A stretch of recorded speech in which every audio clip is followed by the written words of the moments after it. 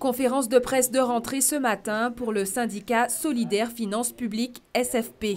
Cette organisation syndicale a tenu à faire le point sur les conditions de travail aux impôts. On n'a pas assez de personnel pour pouvoir assurer nos missions correctement.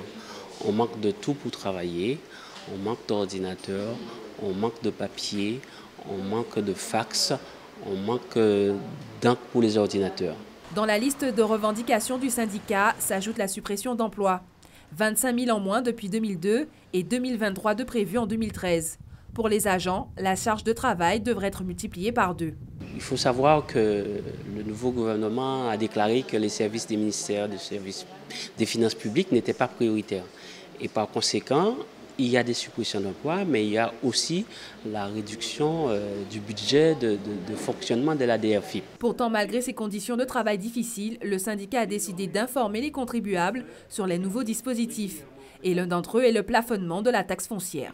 Les propriétaires de maisons individuelles et qui sont propriétaires de leur habitation principale bénéficient pour leur habitation principale, en ayant des faibles revenus, d'un plafonnement.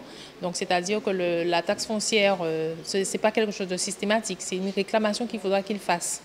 Et donc, ils vont avoir une diminution du montant de la taxe foncière, tout en ayant à payer quand même la taxe d'enlèvement des ordures ménagères. Pour l'heure, les membres du syndicat n'ont pas prévu de se mobiliser dans les rues pour alerter l'opinion publique sur leurs conditions de travail. Un mouvement à l'échelle nationale est tout de même prévu pour la mi-novembre.